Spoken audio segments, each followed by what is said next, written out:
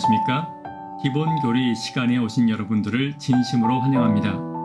오늘은 기본교리 제23번째 시간, 하늘에서의 그리스도의 봉사 세 번째 시간을 함께 살펴보도록 하겠습니다. 하늘에 성소가 있음에 대하여 함께 살펴보았습니다. 지상 성소는 하늘 성소의 축소판 모델이었습니다.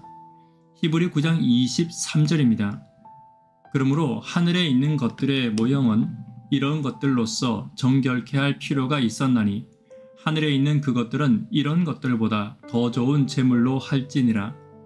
그리스도께서는 참것의 그림자인 손으로 만든 성소에 들어가지 아니하시고 오직 참 하늘에 들어가사 이제 우리를 위하여 하나님 앞에 나타나시고.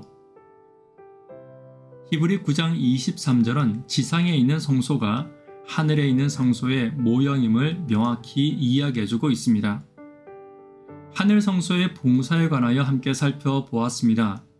표상과 의식을 통하여 하나님께서는 이 복음 비유의 수단으로 이스라엘의 믿음을 세상의 구속주, 곧 세상죄를 지고 가는 하나님의 어린 양의 희생과 그의 제사장 봉사에 초점을 맞추고자 의도하셨습니다. 죄에 대한 완전한 책임은 죄의 창시자요 선동자인 사단에게로 넘겨질 것입니다. 사단과 그의 추종자들 그리고 모든 죄의 결과들은 완전히 파멸되어 우주에서 사라질 것입니다. 그러므로 심판에 의한 속죄로 말미암아 온 우주는 완전히 화목해지고 조화롭게 될 것입니다. 이것이 그리스도께서 하늘 성소에서 행하시는 제사장 봉사의 목적이요 소망이었습니다. 예언상의 하늘 성소를 살펴보았습니다. 하늘 성소의 기름 부음에 관하여 다니엘 9장 27절은 이렇게 기록하고 있습니다. 내 백성과 내 거룩한 성을 위하여 70일에로 기한을 정하였나니 허물이 마치며 죄가 끝나며 죄악이 영속되며 영원한 의가 드러나며 이상과 예언이 응하며 또 지극히 거룩한 자가 기름 부음을 받을 것을 예언하고 있습니다. 여기서 지극히 거룩한 자는 지성소를 말하는 것이며 지성소가 기름 부음을 받을 것이라고 예언되어 있는 것입니다. 그리스도의 승천과 기름 부음을 살펴보았습니다. 율법을 쫓아 거의 모든 물건이 피로써 정결케 되나니 피 흘림이 없은즉 사함이 없느니라. 그러므로 하늘에 있는 것들의 모형은 이런 것들로서 정결케 할 필요가 있었으나 하늘에 있는 그것들은 이런 것들보다 더 좋은 제물로 할지니라 라고 말하며 지상의 성소와 하늘 성소에서의 그리스도의 사역을 조화롭게 연결하고 있습니다. 회개한 자들의 죄는 믿음으로 그리스도 위에 놓여지게 됩니다. 하늘 성소는 하늘 책에 있는 죄의 기록을 최종적으로 도말함으로 정결하게 되는 것입니다.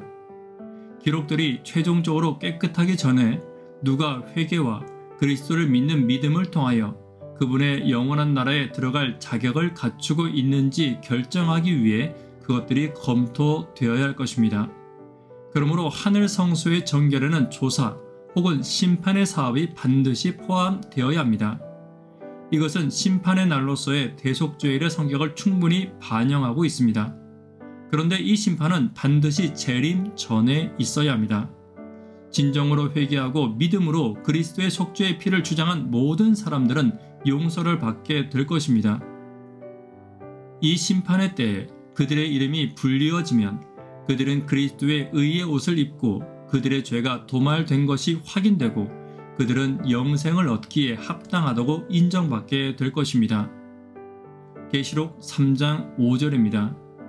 이기는 자는 이와 같이 흰옷을 입을 것이요 내가 그 이름을 생명책에서 반드시 흐리지 아니하고 그 이름을 내 아버지 앞과 그 천사들 앞에서 시인하리라 라고 약속하고 있습니다.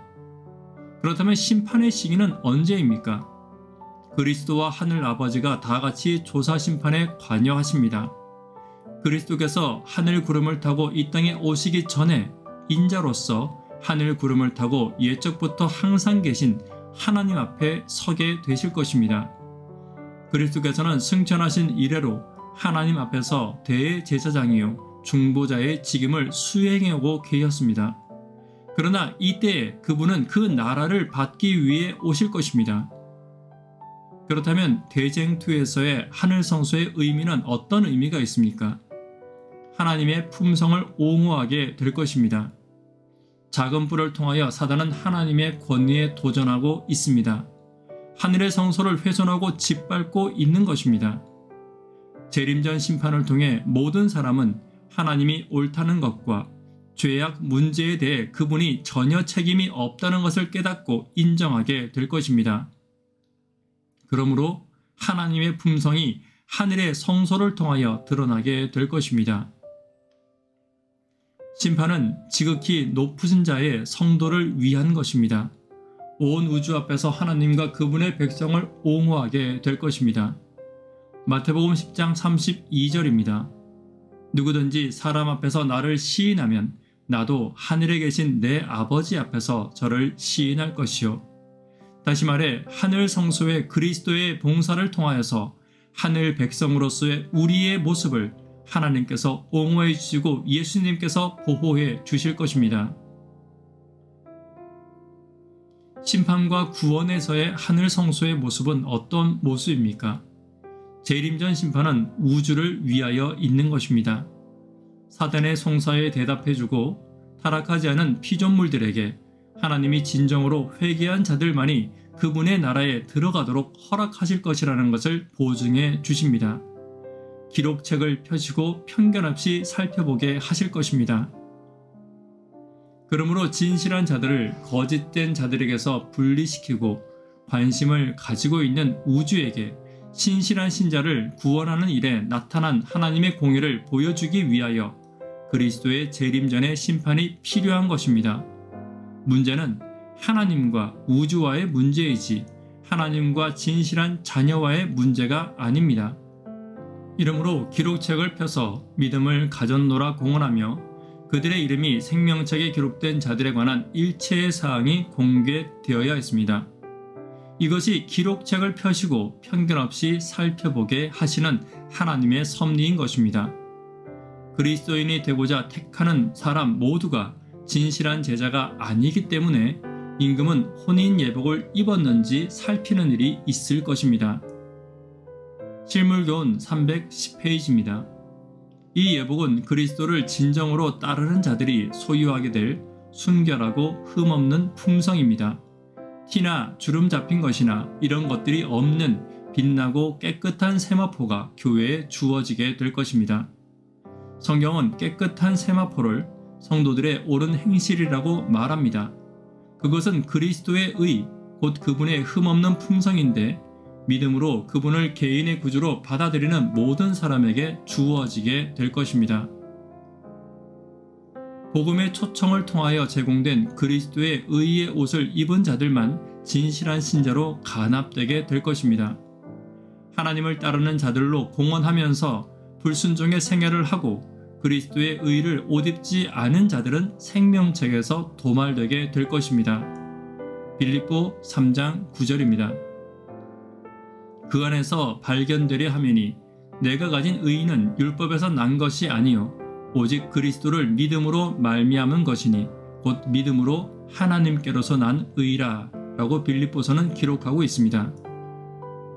그리스도와 연합한 모든 사람은 구원이 보장되게 될 것입니다.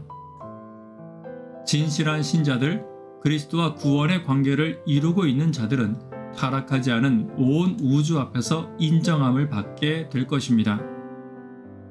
성소의 교리는 신자와 그리스도 사이의 보정을 빼앗는 것이 아닙니다. 오히려 그것을 떠받쳐주고 있습니다. 그것은 신자들의 마음에 구원의 계획을 예정해주고 분명히 설명해주고 있습니다. 회개하는 그의 마음은 성소의 희생 제도를 통하여 표상된 바대로 그의 죄를 위한 그리스도의 대속적 죽음의 실체를 받아들이고 즐거워하게 될 것입니다. 더 나아가 그의 믿음은 살아계신 그리스도, 곧 거룩하신 하나님의 존전에서 그의 제사장적 중보자가 되시는 그리스도 안에서 그의 믿음의 의미를 발견하게 될 것입니다. 이러한 시기를 준비해야 될 시기가 곧 다가오고 있습니다. 하나님의 심판이 지금 이루어지고 있다는 사실을 긴급하게 전해야 합니다. 계시록 14장 7절입니다. 그가 큰 음성으로 가로되 하나님을 두려워하며 그에게 영광을 돌리라.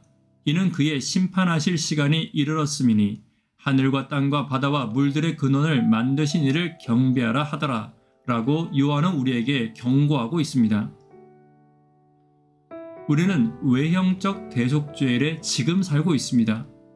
하나님은 우리가 마음에서 우러난 회개의 경험을 하도록 요구하고 계신 것입니다. 동료 인간들과의 관계에 있어서도 우리는 바르게 해야 합니다. 은혜의 시기가 점점 사라져가고 있음을 잊지 않아야 하는 것입니다. 마가복음 13장 33절입니다. 주의하라, 깨어있으라. 그때가 언제인지 알지 못함이니라. 희생제물과 대제사장의 이중 역할을 하시는 예수께서 하늘 성소에서 우리를 위해 봉사하시기 때문에 대속죄일에 살고 있을지라도 우리는 두려워할 필요가 없을 것입니다. 히브리 4장 14절입니다. 그러므로 우리에게 큰 대제사장이 있으니 승천하신 자 곧 하나님 아들 예수시라. 우리가 믿는 도리를 굳게 잡을지어다. 우리에게 있는 대제사장은 우리 연약함을 체휼하지 아니하는 자가 아니요 모든 일에 우리와 한결같이 시험을 받은 자로되 죄는 없으시니라. 그러므로 우리가 긍휼하심을 받고 때를 따라 돕는 은혜를 얻기 위하여 은혜의 보좌 앞에 담대히 나아갈 것이니라. 오늘 우리는 하늘 성소에서 우리의 죄를 위하여 대제사장으로 중보자의 역할을 하고 계신 예수 그리스도의 모습을 살펴보았습니다. 그리고 이제 곧 오실 예수 그리스도의 재림에 관하여서도 살펴보았습니다. 이제 은혜의 시기가 사라져가고 있고 주의 재림은 점점 우리 코앞으로 다가오고 있는 것입니다. 이럴 때 우리가 해야 될 일이 무엇인지 함께 이 시간 살펴보게 되기를 간절히 바랍니다. 그 일을 위해서 기도하게 되시기를 간절히 바랍니다. 그러나 염려와 걱정보다 나를 위해 하늘 성소에서 중보하고 계신 하나님의 은혜와 예수 그리스도의 사역을 더 깊이 생각하시고 기쁨으로 주의 재림을 준비하는 저와 여러분 되기를 간절히 바랍니다.